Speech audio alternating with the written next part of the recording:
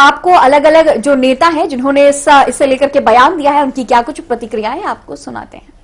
कांग्रेस के एक कैंडिडेट होता तो बीजेपी के 3 कैंडिडेट होते, 4 कैंडिडेट।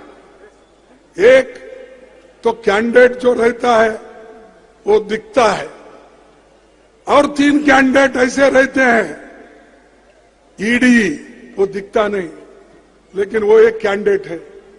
स्टार प्रचारक है, जैसा मोदी प्रचार करते हैं वैसा ईडी भी प्रचार करती है।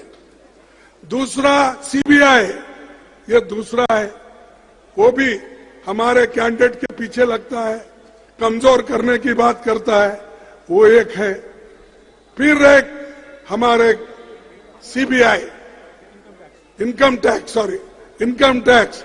अरे फिर ईडी है, इनकम टैक्स है और सीबीआई, इतने 3 कैंडिडेट, 3 प्रचारक, ऊपर से चौहान और मोदी, ये पंच पांडव है यहाँ के।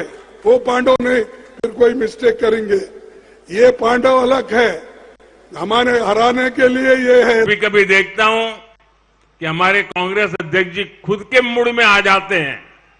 कभी ये रिमोट का अगर चार्जिंग खत्म हो गया हो या कनेक्टिविटी टूट गई हो तो उनके मुंह से कुछ अच्छी बातें निकल जाती है। मैंने कहीं पढ़ा, कल उन्होंने पांडवों को याद किया था।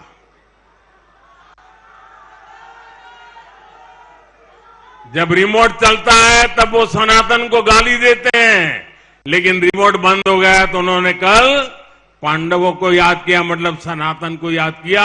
और उन्होंने कहा भाजपा में 5 पांडव है।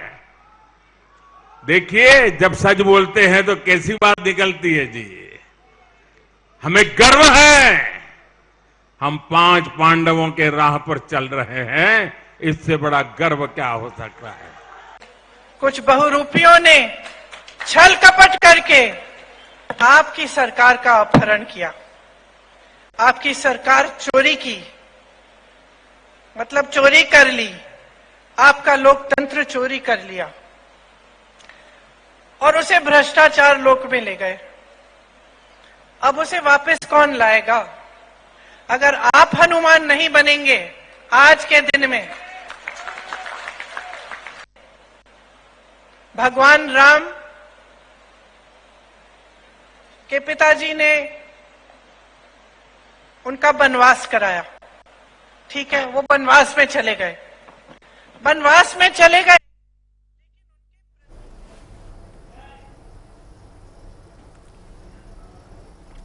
तो इसी खबर पर तमाम जानकारी के साथ हमारे ब्यूरो हेड नीरज श्रीवास्तव हमारे साथ जुड़े हुए हैं। नीरज जी, जिस तरह से तमाम नेताओं के ये बयान सामने आ रहे हैं, सियासी महाभारत मध्य प्रदेश में देखने को मिल रहा है। मल्लिकार्जुन खड़गे के अलग बयान सामने आए, उन्होंने पांडवों की बात कही है, PM Modi, Shivraj Singh Chouhan, ED, IT और सीबीआई को कहा है, और ये बात उन्होंने कही है कि इनसे हम लड़ रहे हैं, यानी कि कांग्रेस पार्टी लड़ रही है। जिसके बाद पीएम मोदी का भी बयान सामने आया। वहीं प्रियंका गांधी भी मध्य प्रदेश दौरे पर थी, उन्होंने बीजेपी की तुलना अहिरावण से कर दी। किस तरह से देखते हैं इसे मध्य प्रदेश के विधानसभा चुनाव में?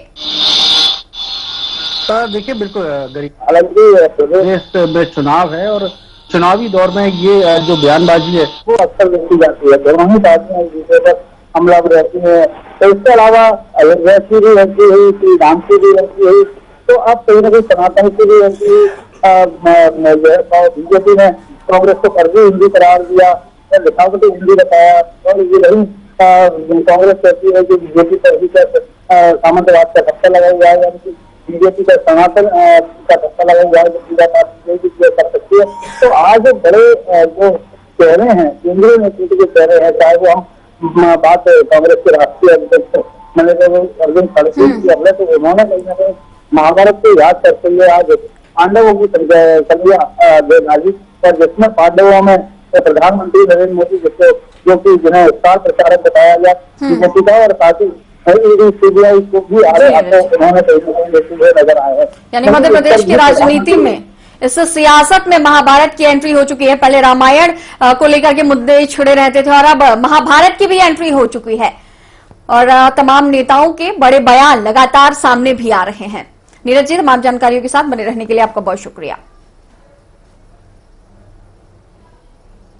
चलिए